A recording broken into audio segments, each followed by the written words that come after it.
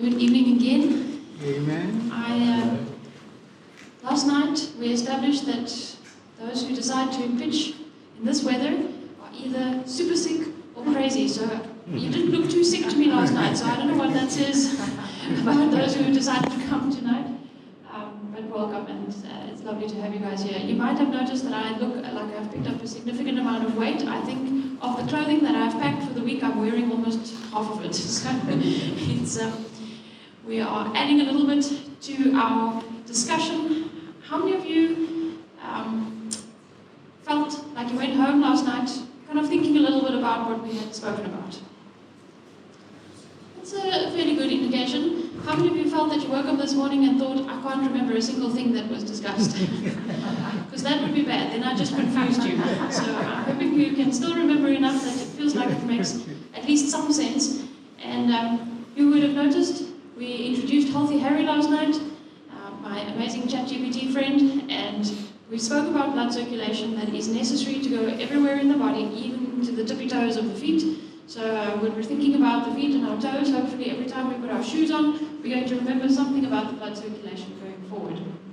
But we're moving up along the body, and we're going to be looking at the knees, and of course they are there to represent a bigger system than just the knees. So we are digging a little bit deeper. And Healthy Harry, we can sort of start our story tonight knowing that Healthy Harry is moaning because he's uncomfortable and he's got some discomfort, for argument's sake, in his knee. And the reality is that he's going to get a lot of suggestions if he's got knee pain. What do you think his family and his friends and his neighbors and his auntie and his uncle and everybody is going to say to him if they know that he's had knee pain that hasn't gone away for, let's say, a month or 2 months? What are they going to suggest to him? When you get old, you get gout. Or possibly gout. They're going to tell him he's got old, number one. How old is he? What do you say? It varies. ChatGPT kind of varies it depending on how many other questions I've asked him to confuse it along the way. And he looks different depending on what I've put into the search. But he's not that old, but yes, he's going to feel quite old, absolutely, and he's going to wonder whether he's got gout. What other suggestions are people going to tell him or suggest to him? It's injuries like playing squash.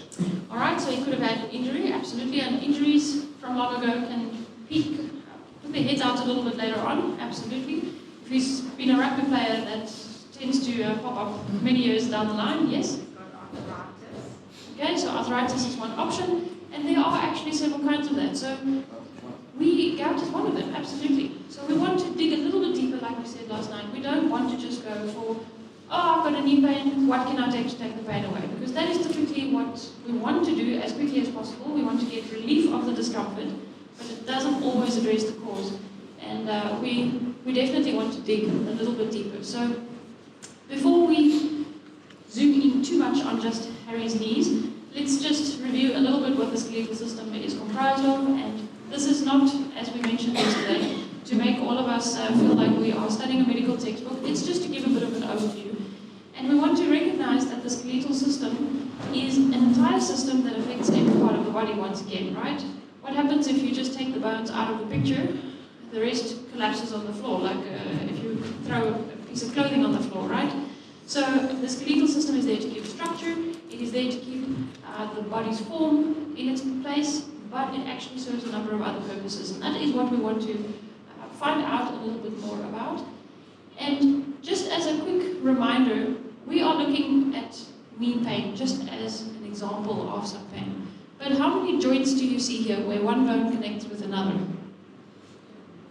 Quite a few, right? It's difficult even to count them because we know about the big ones. We know that there's a joint at my knees, and we know I've got an elbow joint and a wrist joint, but there's actually joints every single place where some little bones are connecting with another bone. In my jaw there are joints. My ribs are, bones that connect with the cartilage, that connect with the breastbone. There's joints everywhere in my entire body. And our whole structure and day-to-day practicalities, being able to do our daily tasks of getting up out of the bed, brushing hair, brushing teeth, eating, everything depends on this working smoothly. Would you agree to that?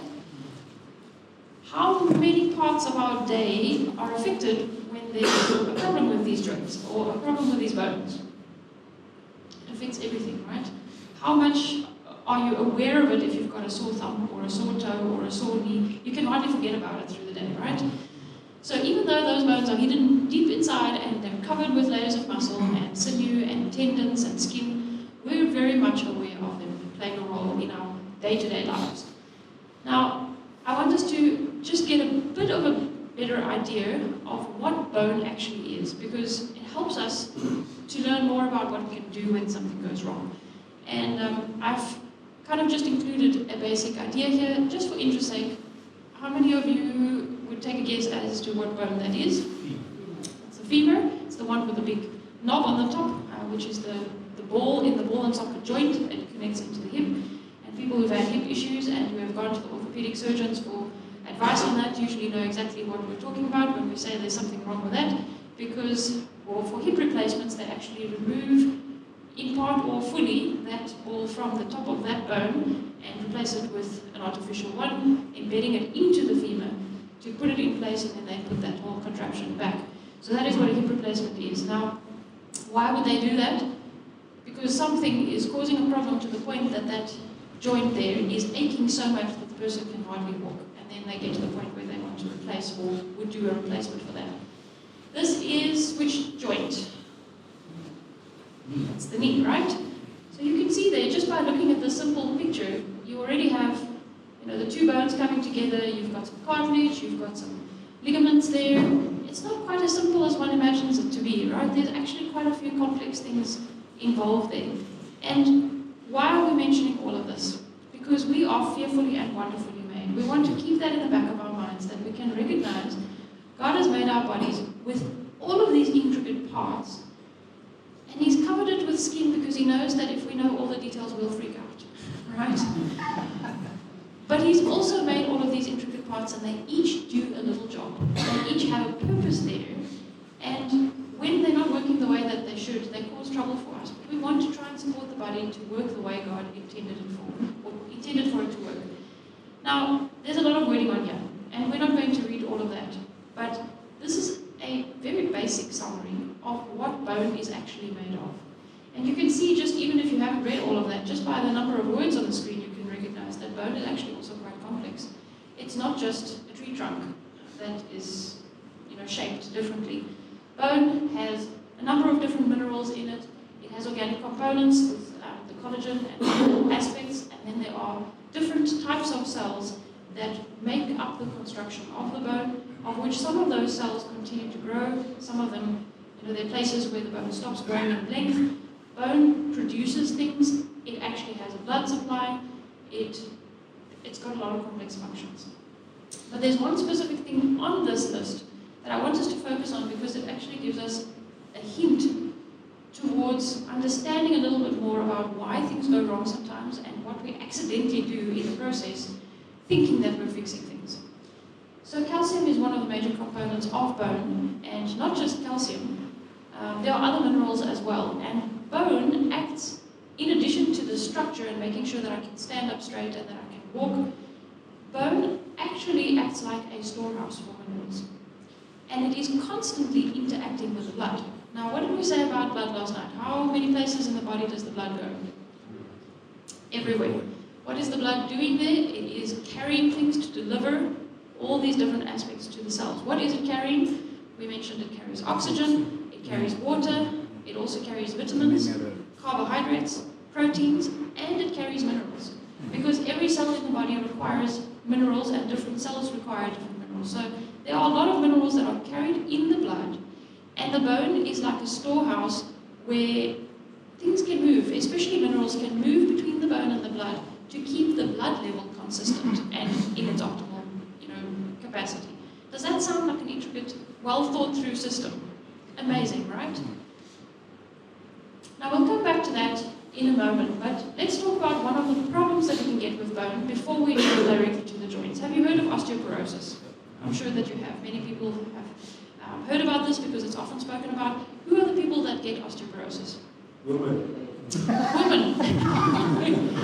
You are absolutely correct. We'll talk about why in a moment, but yes. Not just women, but women more commonly than men. Yes. What is osteoporosis?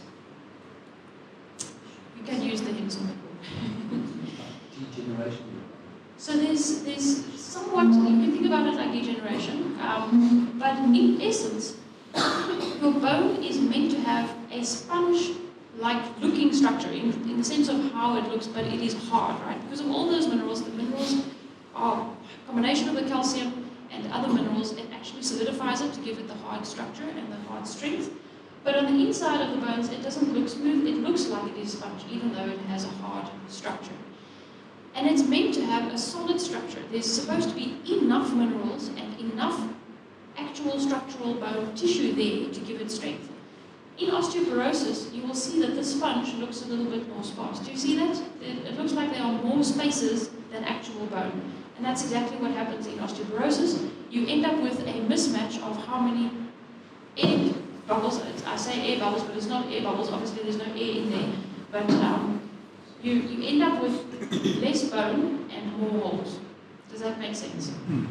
What is that going to do to the strength of the bone? It reduces it. So one of the main issues with osteoporosis is that when people have low bone density, or that's how they term it, then the risk becomes very high. And they actually, thank you, if they have this incredible low bone density, they end up with a very high risk of bone fractures. So people with severe osteoporosis, the elderly ladies in particular in the old age homes who've got very low bone density, they might find themselves literally, they can sneeze and a rib will crack. Or they might walk and just step a little bit, skiff off the step and the hip will break. So that happens because of the low bone density, and that extra porous kind of structure brings a very high risk for that bone to lose its strength. Is this a serious problem? Of course, because what happens when I'm 85 years old and I get a fracture? I don't recover all that easily if I've been spending 6 weeks in a bed, right? So these things flow over into all sorts of other aspects of people's lives. And what, if you're looking at this and you know what we've just mentioned about what bone is constructed of, what is the solution to this problem?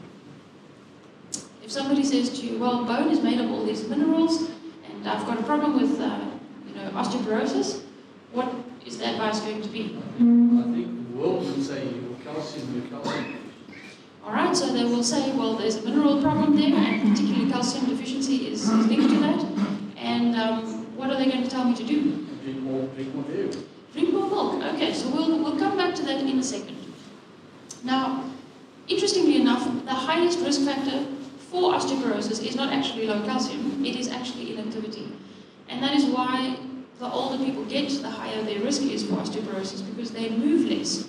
Do you know that your bones interact with your sensory system? And as I'm busy walking, the impact that is sensed through my whole nervous system, that impact and the impact on my bones actually help to trigger more calcification, more hardening of the bones to keep strengthening them. Isn't that amazing?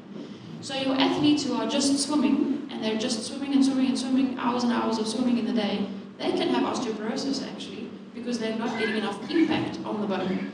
That's why they always tell the swimmers they have to do some running or some walking to make sure that there's enough impact on the soles of the feet and impact that is sensed in the bone, because the impact actually triggers the bone to continue hardening and staying hard enough. Isn't that amazing again? So low impact levels, very big risk. Nutrition is a risk, and that is where the nutrition calcium aspect also comes in. But even more significantly than that, the chances that somebody has excellent physical activity and excellent diet, but other toxins coming into the body and that they can get osteoporosis is still very high. So they can be active and they can have a good diet. But if the body is filled with toxins, that will cause many issues. And we'll talk in a moment about why that happens specifically. But smoking is a very big risk to osteoporosis, as well as alcohol and other toxins, like caffeine, like, last night we spoke about caffeine and its impact on the brain, its impact on the cardiovascular system, but it actually affects many other systems as well. So toxins are a big issue, and therefore the management and prevention of it relates back to those toxins. Now, with that being said, I want to zone in on this calcium thing just for a moment so that we can just get a little bit of an extra picture about this. We mentioned that calcium and other minerals are stored to some extent in the bone, right? We've mentioned that the bone is like a reservoir for these minerals. But what is particular about calcium? How many of you, and this is a little bit of a technical question, I'm not expecting that this is supposed to feel like an examination, but just for interest's sake, how many of you know whether calcium is acidic or alkaline? I didn't actually know this in particular. I'm sure that I learned it in school and forgot it. But it was only a few years ago that I actually learned this for the first time. In fact, when studying about osteoporosis, calcium is alkaline. In fact, it is one of the strongest alkaline minerals that the body has access to. Now, here's the question. If my blood, and do you remember that we spoke about the blood vessels that are dynamic? They can actually change diameter to manage blood pressure. In a similar way, there are different mechanisms in place to keep the constituents of the blood, to keep the components of the blood at the right levels. So for every single cell that requires things to be just at the right level, we spoke about sugar, right? Can your cells manage if your blood sugar is 28? Your cells aren't very happy when the blood sugar is 28. Neither are the blood vessels. They burn on the inside and get all those little micro wounds that we spoke about. Are your brain cells very happy when your blood sugar is 1? It's not, right? Between 4 and 7 is normal, and that is where the optimal level is. So there are many mechanisms in place to keep the sugar at that level. In a similar way, there are several mechanisms in place to keep the blood at the right pH level, at the right acidity level. And the numbers are not so important, but what I want us to recognize is that blood is meant to be alkaline. It's not meant to be acidic. Now, what do we do when we're eating sugar? Which direction does sugar move the blood into? Alkaline or acidic? Very strongly acidic. If I'm drinking caffeine, acidity. If I'm eating dairy products, acidic. If I'm eating meat, strongly acidic. If I am eating heated oils and processed foods, strongly acidic. Okay, so if I'm eating all of those things, plus I'm getting some extra toxins in because I'm eating food with additives and preservatives and colorants and flavorants and that long list of funny names that you can't say when you look at the back of a packet, right? What do those products do? Do they make the blood acidic or alkaline? Most of them cause acidity in the blood. So, if I have all of those things causing acidity, what does my body do in order to try and bring the blood back to alkaline level, which is where it is meant to be? One of the easiest things that it does, one of the most effective and quickest things that it can do to try and rectify that acidity, which is a problem and causes kidney issues and harms the inside of the blood vessels and causes the atherosclerosis process we saw last night. Do you remember when we spoke about the micro wounds that cause the cholesterol to move into the blood vessel wall? That is happening because of all that acidity damaging the inside of the blood vessels. My body is constantly trying to rectify that. And what does it do? It says, well, there's a storehouse. There is a reservoir full of alkaline calcium. And if I pull all of that calcium into the blood, I can help to make the blood more alkaline. Okay? So what happens? I'm eating all these acidic things, and my body is constantly drawing extra calcium into the blood to try and rectify the pH. But what happens to my bones in the process? They actually lose structure. They lose one of the main minerals that contribute to the strength of the bone. So do you see that when I'm getting the advice for my osteoporosis to just drink more milk, that doesn't really fix the problem? Do we recognize that doesn't really make sense? And so the long and the short of it is, even if I just stop here and we don't talk about anything else, do we see that most of the time we're not addressing the underlying causes because we don't always go back to looking at how the body is actually structured? We're going to come back to that in a moment. Are we all still together? Okay.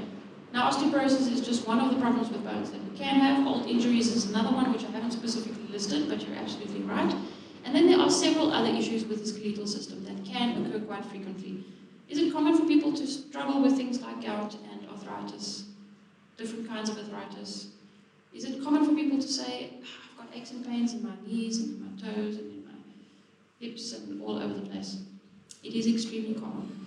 Very, very common. And in fact, I think if I'm remembering the statistics correctly, complaints about joint pains and bone pains is one of the top 10 causes for people visiting a GP.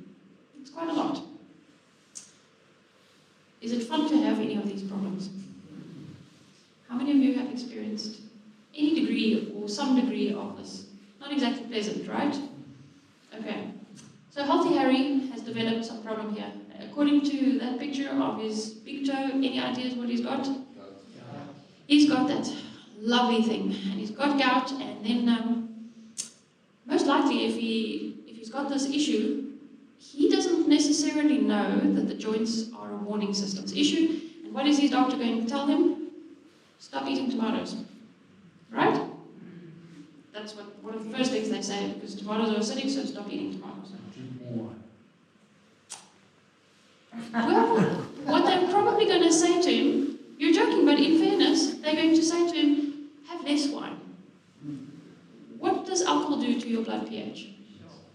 Strongly acidic, very strongly acidic. What does alcohol do to the organs that are meant to clear out toxins? It overwhelms them and overloads them so that they can't clear out toxins. What happens if the toxins are just building up in the bloodstream? Just adds to the problem. Okay? So, Healthy Harry has now gotten a diet plan from his doctor, and they've said to him to cut out tomatoes and to stay away from citrus. And that is almost the essence of the health advice that he would get. And then they give him a whole bunch of medications. And amongst other things, the medications that he would receive are pain medications to help with the pain and the inflammation and the redness. And in addition to that, say again? And most of them spikes the acidity once again. Most of them do. And in addition to that, he's going to get treatment that is more specific to the gout, which is probably something like colchicine. Any of you have had colchicine before? Was that a fun experience? Not everybody gets the prominent side effects. Some people are less struck by it, but colchicine is known for being able to cause, excuse the graphic description, it is known to cause explosive diarrhea. Why does it do that? Because the body doesn't really like it all that much. So these are the treatment options, and Healthy Harry doesn't really like these treatment options, but he doesn't know of any alternatives. From what we have discussed so far, just from the bits that we've mentioned so far, what are the things that you would now suggest to somebody who's got gout or have discovered that they've got gout, given just the basics that we have seen in terms of what the bone is made of and what happens to those minerals? What would you suggest? I would suggest you flush them with water. Okay, so his hydration levels might very well require some upping. And if you're well hydrated, does it help the body to manage that blood pH? Yeah. Very much so. It definitely does. Through various mechanisms, but amongst other things because it helps flush out toxins, which have caused some of the issues. Okay? So hydration is an option. Any other thoughts? Get rid of all those acids. In other words, heat up. Okay, so he needs to change maybe how many acid or acidic or acid-producing things that he's taking in. I should pause at this stage because this is where there can be a little bit of confusion. Have you heard people saying, I've got a problem with the acid. I've got too much acid. What are they actually saying? What are they talking about? They're usually talking about stomach and reflux. Do I want acid in my stomach? Yes, I do. So I want to clarify that because I don't want you going away thinking that acid in the stomach is a bad thing. Acid in the stomach is necessary. Your food cannot digest if there isn't acid in the stomach. So your stomach has to have acid, especially when you have food in the stomach. And it has to be strong enough acid so that your food can actually digest. Now we'll dig a little bit deeper into that when we talk about how the stomach works on Thursday. But acid is absolutely crucial in the stomach, but I don't want my bloodstream to be acidic. So that is just the difference. Are we all happy with it? I haven't confused you so that you think that we need to take a lot of antacids to get rid of the acid in the blood. That's not going to work, okay? But yes, we want to try and rectify the acid. We want to look at the hydration. And would you agree that essentially what we want is life is in the blood? Do you remember what we spoke about yesterday? Do we recognize that the ultimate solution is to go and have a look at how we can sort out the blood? Because if the blood is of the right consistency, right pH, if it contains the right things, if it doesn't contain so many toxins, then it doesn't need to go and pull all that calcium out of the bone, and it is less likely to cause other issues. Now let's backtrack for one more moment. Gout. Let me actually go back to that picture quickly. You can see they've put a picture on the doctor's screen over there, and in this picture you can see it a little bit as well. That picture of the toe joint there, you've heard the people complaining about the toes as being a common place that they experience the symptoms of gout. Where else do they normally feel it or experience it? Joints, knees, Fingers sometimes, yes. And? knees and elbows. Yes, absolutely. Can you get joint or In the gout jaw. affecting other things as well? Within the jaw. You can get it in almost any joint. I've seen in Baragwanath Hospital and Joburg General Hospital, I've seen patients with gout nodules on their skin, with gout sitting in the elbow. I'm talking as big as a tennis ball. Massive deformities, extreme pain. It really causes tremendous deformities, and it can actually cause that joint space on the inside to be destroyed so much so that even when the gout has resolved to some extent, the joint is destroyed and they can't get use of that joint back. So it is a severe and very significant problem. But can you see on this picture that it almost looks like there are little growths sitting there? It's a little bit of a small picture. I should have maybe added a bigger one. But you actually see little things sitting there. What is that sitting there? What is it that goes and causes that discomfort in the joint space when you are dealing with gout? Acid crystals, right? So in essence, literally, there is so much acid in the blood that it starts making little deposits. And it deposits some of those crystals in places where it cannot just be flushed out, where it is likely to get stuck, which is often in the joint spaces. That is quite significant, right? Does that mean that it's a small little acidic problem or a significant acidic problem? It's significant. What often goes hand in hand with gout? Kidney problems, kidney stones, which is often something that also develops because of excess acidity. And when this pH in the bloodstream is so messed up, then the body ends up pulling that extra calcium, and then that causes problems with the kidneys, and etc., etc., etc. So the problems accumulate. And eventually it feels like you need to go to the orthopedic specialist and the kidney specialist and this person and that person. And don't you think my team is amazing? I'm just standing in the front here. You know, we walk into the room when we arrive at a venue, and then I've just started greeting people, and when I turn around, the computer is set up, my clicker is there. Thank you. Now you can see the crystals a little bit better. Now this is just a graph. It's obviously not a photograph, and it's just an illustration, but it really looks like that. And when they do ultrasound, where they actually look through the ultrasound at a joint that is affected by gout, you can literally see the crystal deposits there. It's quite scary. Now, we've mentioned that this is a warning system. We want to really keep that in the back of our minds. We know that sometimes going to the doctor gives us mixed advice, also from one specialist to the next or one doctor to the next. And if we really want to zone in on the blood, and we really want to recognize that the blood is ultimately where we need to go and focus our attention on, then there are a few things that can be done. I want to share with you a few remedies that Healthy Harry can do. And I should actually just remind you that we did speak about three components. We looked at the quality of the blood and the blood vessels and how effective it pumps. So there is that, but we're zoning in on the actual quality of the blood specifically. Keeping all three of those components in mind, we want to look at things that Harry can do that is going to help him. Things that are actually going to help not only for the pain, but help to resolve the issue altogether. But can Healthy Harry, when he is so in such agony, and I sit him down and I say to him, okay, so the first thing is you have to stop smoking. Is he going to pay much attention to what I'm saying? Is he going to be able to quit smoking by tomorrow morning and have relief of his pain by tomorrow night? No. Even if he stops smoking tomorrow, that's not going to give him pain relief immediately. So there are certain things that we would want to get him to do, and of course we want to get him off of the toxins, and that is absolutely true, because you mentioned that, and that is true. But that might not be the first thing that he's able to do, and right now he needs some kind of relief. Is it only people with gout who need urgent pain relief? Absolutely not. So I'm sharing with you a couple of the things in the context of this discussion, but these are things that can be used for other forms of pain, for acute injuries, for various problems as well. And one of the things that is probably my absolute favorite is hydrotherapy. Now, you can tell by how many times, or by this picture, how many times I've put things into ChatGPT about hydrotherapy, because when I typed, in this case, show me Healthy Harry doing hydrotherapy, he actually, literally kicked out this image, which already has the instructions and the timing and the everything. So Obviously, I'm teaching ChatGPT a lot about how hydrotherapy works, but basically the concept of hydrotherapy, you can use hydrotherapy in various different forms. What I'm showing you here on this image is just one example. It's just one option that can be done, and it can be used in various different ways.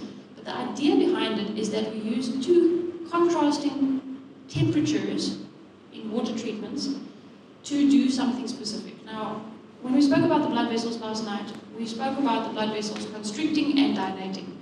And that was literally also somewhat preemptive to being able to understand how this works. Because what is one of the things, or what are one of the factors that your blood vessels respond to? It is temperature. And we've seen that, right? If you look at your veins at the moment, can you see them easily in this weather? They're constricting because of the cold. What happens if you are feeling very warm or on a hot day? Then the blood vessels are showing nicely, and you can see those veins popping out on the skin surface, right? We can use that to our advantage in hydrotherapy, because if I'm exposing those blood vessels to cold temperature, they constrict, and to hot temperature, they dilate.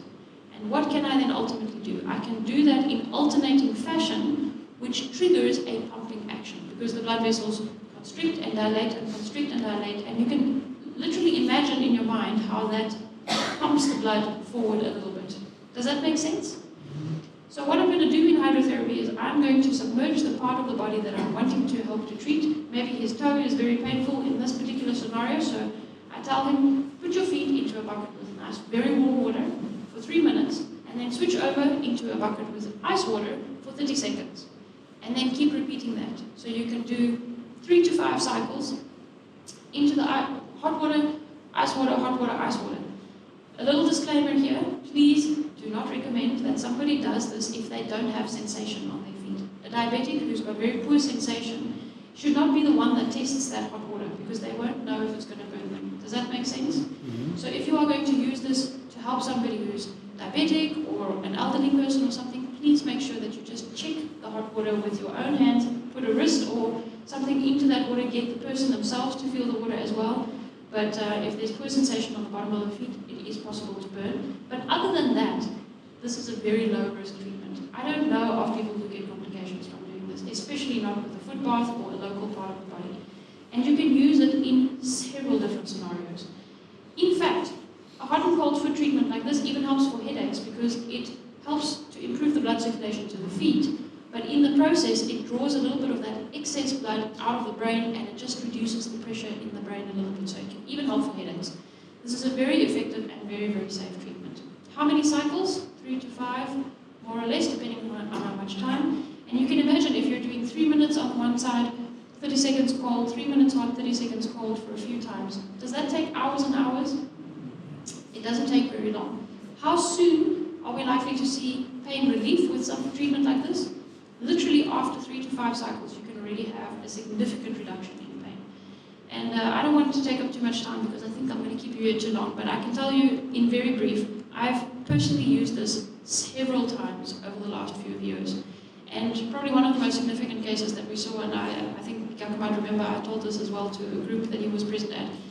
We used this at some stage for a girl with septic arthritis. So she had a joint problem, but there was actually infection in the joint in her elbow. It was so bad that the pus was collecting in that space. She had had it before, where she needed surgery, with them surgically doing washouts of that joint space to get the pus out of that joint. And in the particular scenario where she was in my care, we were not close to any hospitals. There was no option for her to get immediate, treatment in that sort of setting. So we ended up doing a hot and cold for her. She started off with pain that was so severe. She was screaming and screeching, and she couldn't even move that arm to get it into buckets of water properly. And by the time that we finished the 6th or the 7th cycle, she was moving the arm significantly. She was moving around. That young girl was actually a cancer patient, known on treatment, and was on morphine. And that day, her mom said to me that the hot and cold treatment worked faster than any of the times that she had previously received morphine for pain. That is quite significant. So it is a very, very helpful treatment. And can you do this with kids? Yes, you can. Can you do it with elderly people? As long as you check that hot water that it's not going to burn, it is a safe treatment to use. Now, a hot and cold treatment is one of the things that you can do, but there are other things that you can also do. This is just I've included the slide, and when you receive it, if you get seconds here, As we mentioned, you can use it for various different things, and you can use it for other body parts. So you can use the same concept with buckets of water for a painful elbow, a wrist, a hand, anything like that. What do you do if you've got pain? And this is a side note, not related to the joints discussion specifically, but while we're talking about hydrotherapy, if I'm trying to do hydrotherapy for somebody with a stomach ache, for instance, can I submerge his stomach in a bucket of water? Going to be a little bit difficult, right? But you can do this as a full body treatment with showers, so hot and cold showers are very effective. And I know that it sounds like a crazy idea to stand in the shower and switch off the hot water and stand in ice water, but believe me, we do it frequently enough that it's become habitual. I did a hot and cold shower before I came here, and you will be surprised how invigorating it is. The boost in blood circulation is so much so that I was freezing the whole day. I was struggling to work, and I was cold the whole time. When I got out of the hot and cold shower, ending with a cold, you always end off with a cold. By the time that I was dry and gotten dressed, I was warmer than I'd been all day. Isn't that incredible? So this is an effective thing that you can do for a full body treatment. It's effective to use during fevers, colds and flus, and it is also highly effective to use in a bath setting. You do a nice warm bath and you actually rinse with ice water when you get out of the bath. So you can apply it in different ways. If you are working with abdomen or back pain, something like that, an alternative to that is to use towels that are soaked in water. So you can have 2 buckets of water. You soak a towel into the hot water, wring it out and put it onto the person. You soak a towel into the cold water, wring it out, and you keep swapping the towels back and forth. So you call that fermentations. And for hot and cold fermentations, you can even do that onto the chest for chest infections or somebody who's got a bit of bronchitis or something like that. You can use it for back pain. We recently visited with a friend. He was in such severe agony, ended up planning to go for visits to different people to help with his back, and he was in agony, and I said to him, listen, I don't know if this is going to work for this kind of pain, but we can't do any harm by this, and that's the beauty of it. You can't do any harm by trying. We did 1 session of hot and cold treatments for him, and he got up from the bed and he said his pain is so significantly better that he feels like it's unreal. He literally couldn't believe it. So it is incredible. Any questions about hot and cold treatment before we go further? Yes. Yeah, my mother is always complaining with ankles, pain, and toes. But she's around 119 years old. Around 190. Yes. Yeah. Yeah, she is 119, around there. 119, 120. Okay. But she still can walk. But the problem always, if she can walk a distance, then sit down. She started complaining about it. Yes. So can this help? You can definitely try it. And, I don't make any promises and I don't say to people, this is definitely going to take your pain away, because people's pain can come from different causes. But I know that it's a safe treatment and you can definitely try it. And I've seen so many people mentioning that it works well that I would expect that it would give a relief, absolutely. The other good thing about this is you can repeat it frequently during the day. Your pain medication, you're limited to the safe doses and spacing them out, and if it doesn't really give you pain relief, then you end up either taking excess medications or taking several kinds of medications, but you end up taxing the body significantly with those things. Where this, you could repeat this every 2 to 3 hours, and oftentimes that is enough to give significant relief. Now, we've mentioned that this is going to help with pain, but I want us to just not miss this point. What is this treatment actually doing? It is boosting blood circulation to that area through the contraction and dilation of the blood vessels, right? So what have we essentially done in this treatment? We have recognized that the life is in the blood, that the help comes from the blood, and that blood circulation already helps. As that blood is pumping faster through a specific area, it helps to bring more nutrients, but it also helps to remove waste products faster. So that is part of where that pain relief comes from, is that extra blood pushing through that area will reduce pain and will reduce swelling and therefore reduce the pain as well. Any other questions about this? I should add one last thing to this, and that is that we are talking about it being used locally, but when I'm looking at it as a systemic treatment, like with a hot and cold shower, it actually has an impact on the immune system as well. So you can get a drastic immune boosting effect from this. There are some studies that seem to show and suggest that you can get an increased immune action, or they say that it can actually boost your white cell count by 30 to 40% with one session where you do 3 to 4 cycles in the shower. So that's quite drastic as well. Excellent treatment for various different things. Yes? So, what sort of considerations do we need to be aware of if somebody's got a heart condition and gets bronchitis, and then you want to do palpitations on their chest? Good. So when it comes to heart conditions, the main question always is whether this is going to actually cause the pulse to race, because that is essentially what the main sort of hesitation could be, is if the pulse is going to go up so high that the heart can't beat and that it can't maintain that heartbeat without struggling, especially when they have heart conditions. The good thing about this is it doesn't necessarily push the pulse up. In fact, in most cases, it improves the blood flow through a specific area, but it's working on the blood vessel component, not so much on the heart component. So it doesn't tend to trigger a racing heart rate. There are some cases where it does, and you will be able to pick that up quickly.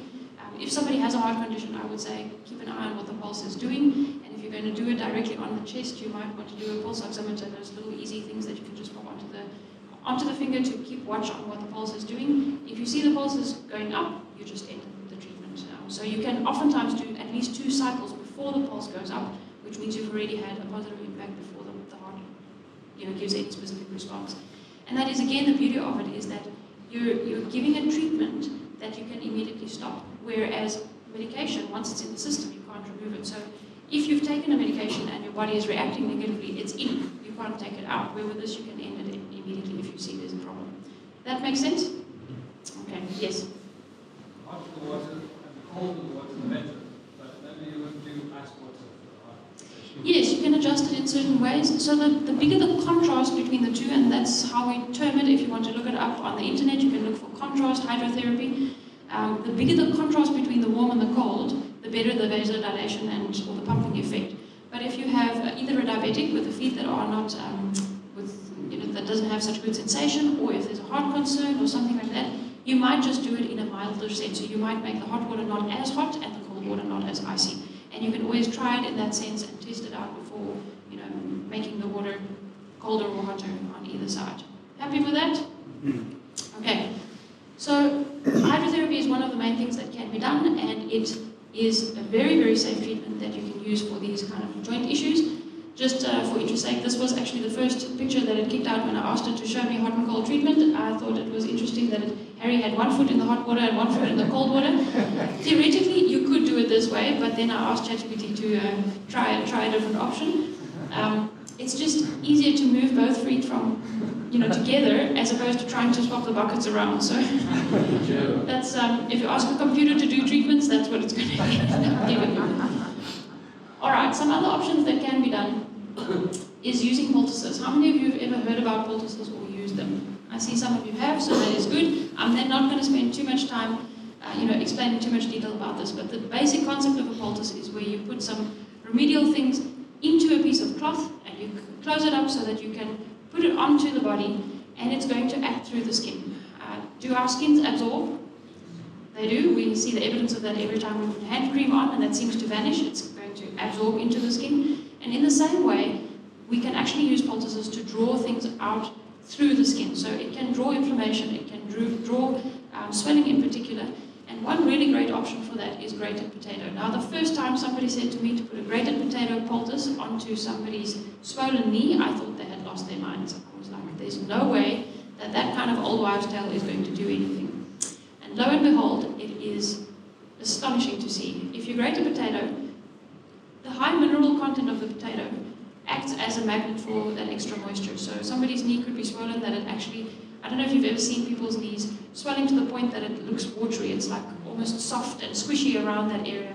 You put your poultice on, and 3 hours later you can actually visibly see the swelling having gone down.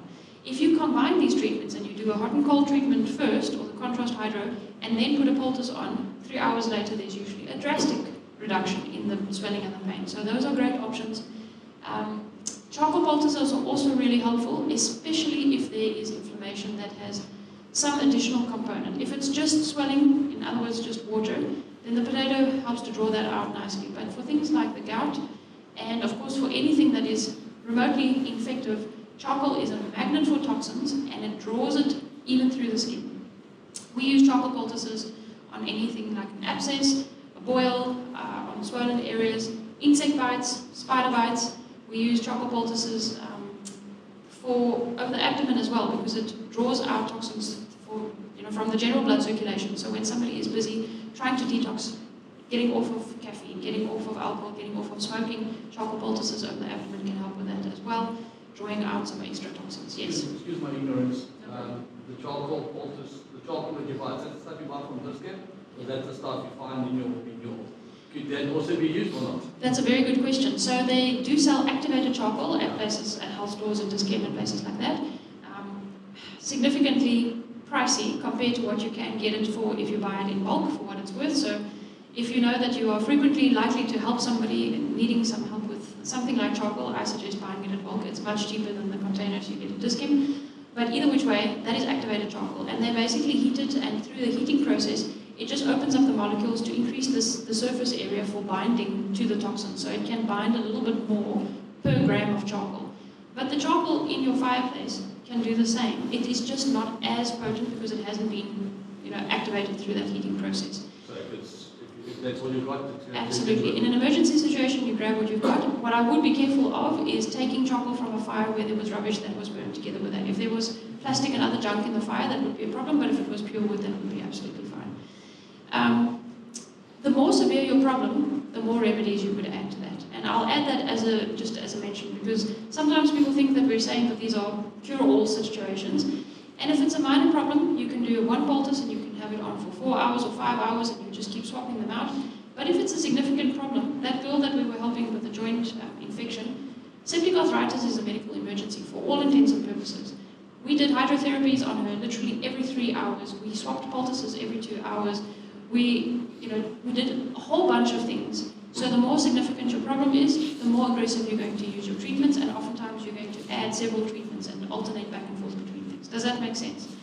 Now again, I don't want to spend 3.5 hours here, and I could probably easily spend 3 hours telling you about different natural remedies, but this is just to give you an idea of some of the things that can be used. And with that in mind, we also want to keep in mind what was mentioned earlier, which is that ultimately we want to address the cause of the problem. So the remedies are going to help with some pain relief. It will help to boost the blood circulation. But Healthy Harry, for his gout, is going to do hot and cold treatments until he's blue in the face, but that gout is ultimately going to continue coming back until he's addressing the cause. Are we all in agreement with that? So for him to recognize what to stay away from and have some information about lifestyle is absolutely essential, and that's part of why we are continuing this series, so that we can keep learning a little bit more. We have spoken about the blood. We've looked tonight at some of the things that we've seen can even affect the skeletal system. But tomorrow night in particular, we're going to be looking at the abdomen and the liver to look at the detox system, so that we can understand a bit better what the body does with toxins. How many toxins can I put into the body that it can cope with? At which point is it not coping? If you think of your rubbish bin at home, if you want your rubbish bin empty, do you just need to take out the rubbish more frequently, or would it help if people aren't filling it up as quickly? Both factors are necessary to look at, right? So we're going to look at the body's cleanup system so that we can understand that a little bit better, and that plays into what we've just looked at. To summarize, this you will receive if you receive the slides. This is a very brief summary of the basic principles that are mentioned in lifestyle medicine. Now, lifestyle medicine is a fairly recent term. It's over the last 10-15 years that they've actually started calling it lifestyle medicine, and several universities worldwide have actually started studying lifestyle factors and their impact on health, because more people have started realizing that medication on its own doesn't address the main cause of the problem. So in lifestyle medicine, they've started putting together several things, and you'll find it interesting because these principles include things like nutrition and regular exercise and drinking enough water and air and sleep. And does that ring a bell? Is it ringing some bells? Sometimes I think we wish that we could just tell Healthy Harry, you know what, there's a recipe. There's a recipe in the Bible that God has made, that He has told us, these are things that help to keep your body healthy. If you're getting enough exercise, if I'll add this quick thought. as a child, when I looked at what the Bible tells us about creation, there were things in there that annoyed me, and the fact that, God said that they must dress and keep the garden. I thought, it's quite harsh giving them work to do. Is activity good for us? God knew that it is essential for our health and our well-being. And what did God do? He said, I'm telling you what the ideal exercise is. It is outside. It's not actually indoors or in a Virgin Active. It's to be outside in fresh air, where you get your air and your sunshine and your exercise all together, and you're getting the benefits of being in nature. So that recipe for health is already there. But I want to add one last interesting fact here. Do you know that the Bible actually gives us a very specific instruction about keeping bones healthy? Any ideas about, or anybody can recall where in the Bible it tells us about healthy bones? It talks about dead bones, yeah. Say again? You need to be happy. It combines with that, very much so. There's this verse in the Bible which we have read 100 times over. I'm sure that this is one that you recognize reading it. But do you see how there's a correlation here? It says, trust in the Lord with all your heart. Lean not on your own understanding. In all your ways acknowledge Him. What does that mean, to acknowledge God? To ask Him what His plan is, right? And for our health, He's already given us the plan, because in the account of creation, He stipulated all the things that He's made for our health. So acknowledge Him, and He will direct your paths. Do not be wise in your own eyes. Fear the Lord and do what? Depart from evil. Do you know what the definition is of the word temperance? Temperance means to abstain from things that are hurtful. That's what that verse is saying, right? Abstain. Stay away from the things that are damaging. Fear the Lord, depart from evil. It will be health to your flesh and strength to your bones. Isn't that amazing? God has given us way more information about health in the Bible than what we realize. And sometimes we look at these verses and we think they're just figurative, but I believe the Lord actually has given us plenty of instruction.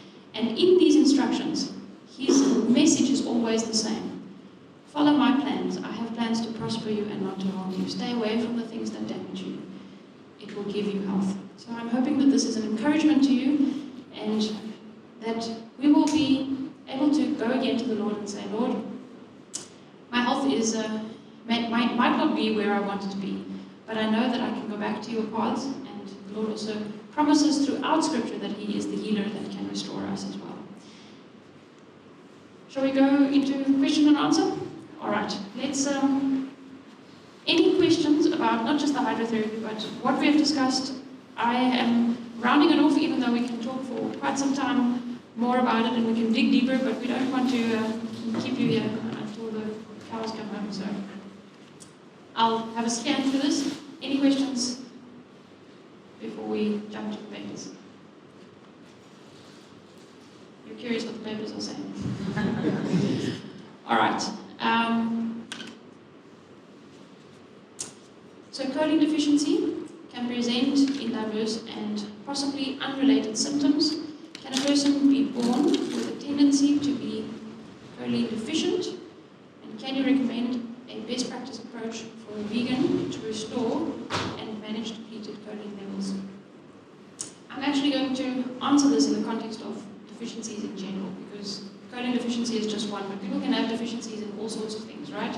Have you heard of people with calcium deficiencies, vitamin D deficiencies, all of those? It's a common thing. I'm trying to think of how deeply we answer this. We're actually going to answer a big deal of this a little bit more in our discussion when we talk about the stomach. Because looking at digestion gives us an incredible amount of information as to why our bodies are not actually getting the right nutrients. One part of that is whether the diet actually contains enough, but a bigger component is whether the body is actually absorbing those nutrients into the bloodstream. You can put a lot of stuff into your mouth, you can put a lot of stuff into the stomach, but if it's not getting the nutrients into the blood, then you're going to have a deficiency, even if your plate contained the right ingredients. And that is what we'll talk about on Thursday in particular. Genetic dispositions or genetic factors can affect nutrient deficiencies. It can affect how we absorb things, but it's actually a very small component. And interestingly, genetic problems are always made worse through lifestyle. So people, even with a predisposition, will tend to have a much stronger manifestation of that problem if the body is overloaded with toxins. So that again is where tomorrow's lecture comes in, because when we are understanding how the body deals with toxins, getting rid of the toxins or putting less toxins into the body is a very big first step to making sure that the body can deal with what we're eating and that we can actually utilize that. I'm not sure who asked the question, and I'm not going to put anybody on the spot, but is it okay if we answer it in part for now, and we'll see that we cover that in more detail tomorrow night and Thursday? Is that all right? Okay. Any other questions about that before I move on to the next one? Anyone here been advised for your nutritional deficiencies to take a lot of supplements, or to just keep supplementing that particular nutrient? It's quite common for supplements to be prescribed, whether it is for calcium supplementation or for anything like that. In fact, for osteoporosis, very often people are told to take calcium tablets. It's very, very frequently a useless exercise, because I can take all the supplements I want. If I haven't addressed the problem of those nutrients getting into the bloodstream, it's not going to help. But the other issue with supplements is that most of them are synthetic, and the body recognizes a synthetic supplement, and that it's not exactly the same as the natural form. Have you heard of the term bioidentical? Bioidentical is a term used for a synthetic version of something that they say is biologically or molecularly identical to how it occurs in nature. So they will say, for instance, that the vitamin C that we get in a supplement form is bioidentical to the natural vitamin C. I have a bit of a challenge with that, because that implies that we can recreate what God made identically, and we can't. And the body is proof of that, because people react to synthetic supplements, even under a microscope, if it looks identical. So supplements are never going to do exactly the same as what the natural things do. All right. Next question. Do you want to ask something before I go on? Yes. Why should we end off with a cold cycle in the shower? Please. Thank you for Can we reminding end me. off with a warm cycle? You could end up with a warm, but you will find that you feel more cold afterwards. Because if you end up with a warm, the blood vessels are dilated, so then your heat loss is more. If you're ending off with a cold, you're constricting the skin surface blood vessels and actually conserve more heat into the inner tissues. So if you end up with your cold shower and you get out, because your skin blood vessel has been constricted, you've preserved heat and you feel warmer at the end. And I've tested this a few times. When I don't feel like I've got the willpower to turn that cold tap on, and I think, I'm going to skip it for today, I feel the difference. When I'm getting dressed, after a few minutes, you actually feel that you've lost more heat and you cool down quickly. Yeah. Yeah, I've got two questions on the bones. Are our teeth made the same as the bone, or are they different? And then the second question is, on Facebook or other items, they prescribed or show how to whiten your teeth. Can we follow that, or should we get prescription from the dentist? What is the difference? That's a very good question. So are the teeth constructed of the same things? Yes, the teeth are made very similarly to the bone. The teeth are just more solid, where the bone in the center has more of that little holy sort of sponge-looking structure. The teeth don't have that. They have a more solid structure inside. And of course, they take a lot of strain because we do a lot of chewing all through our lives. But they are very, very much mineral-based. So yes, if I have a mineral deficiency, or if I, with the same risk factors for osteoporosis, where I've got extra blood acidity, my teeth are going to become weaker as well. And for many years, there was dispute about that. They thought that lifestyle factors don't affect the health of the teeth, but now you get many areas of dentistry where the dentists are actually studying the impact of lifestyle choices on dental health and on teeth. And they've started seeing that when people change their lifestyle, if they stop the toxins, stop the acidic things, you can actually have some of the caries that are in our teeth, they can actually start remineralizing and filling up again, just by virtue of changing the diet and the lifestyle. So yes, it very much links together. Your second question about the whitening, it depends what they say on Facebook, because you will get all sorts of things that circulate on social media And there are various different pieces of advice that people give, but one of the things that we have seen is that brushing your teeth with charcoal 2 or 3 times a week can actually be very effective.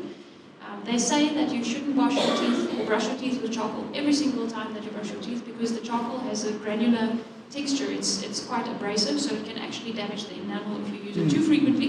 But you can brush your teeth with charcoal 2 to 3 times a week, and then you can also do basically charcoal washout. So you take a little bit of charcoal mixed into water, and you use it like a mouth rinse. You kind of swish it around every time after brushing your teeth, and that can significantly help, because it draws away the toxins. It actually absorbs some of the particles that have stained the teeth. So even for people who've got teeth staining from drinking coffee for many years or things like that, using charcoal regularly can help to whiten as well. That's why you see many of the whitening toothpastes, they're starting to use charcoal in the toothpaste as well.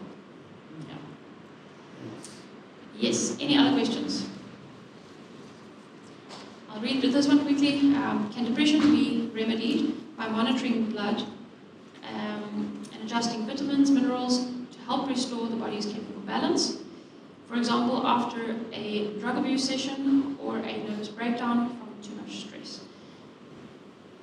Depression is a complicated thing, and I'm sure all of you will recognize that there are many factors that play into this. I will never say to somebody that we can cure their depression just by giving them a certain nutrient or something like that. It's always multifactorial, and when it comes to things with mental health, how many components are there in those New Start principles? There's 8 of them. 8, we call them laws of health if you want. It's like a recipe. It's like a recipe. If I decide I'm going to bake a cake, but I've decided I want to eat healthy, so I'm going to skip the sugar, I'm going to skip the eggs, and I've decided I don't want to use flour anymore, so I'm just going to use some water and some salt. Am I going to get a cake? The New Start principles are the same. If I don't use all of them, I'm never going to get the full results. So can it help to look at nutrition to assist with treating depression? Yes, but I have to look at all of those components. Increasing the exercise, increasing the sun exposure, changing the routine, supporting the body in all of those different aspects. And if I do that, if I bring that person's lifestyle and help them to bring their lifestyle in harmony with those principles, does it affect mental health? Yes, it absolutely does. We have seen that in person.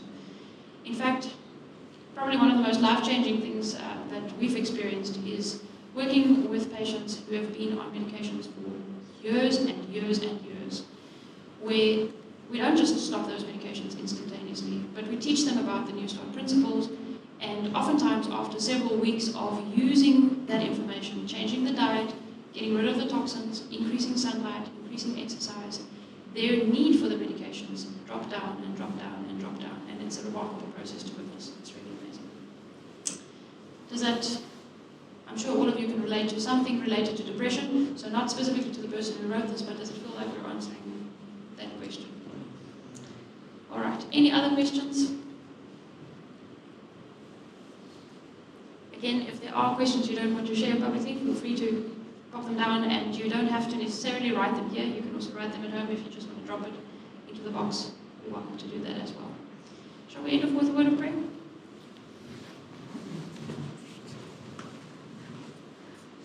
Let's close our eyes. Our loving Heavenly Father, thank you for the lessons that we learned. Lord, thank you that we're not left in the dark, but you have provided in your word for us the guidance and the words of wisdom that we can apply. Make us seekers of the truth and help us to practice that, and so that we can live a closer life, a closer walk, a more intimate walk with you, and may not be only to our service but to the service of others as well. I pray this in your name.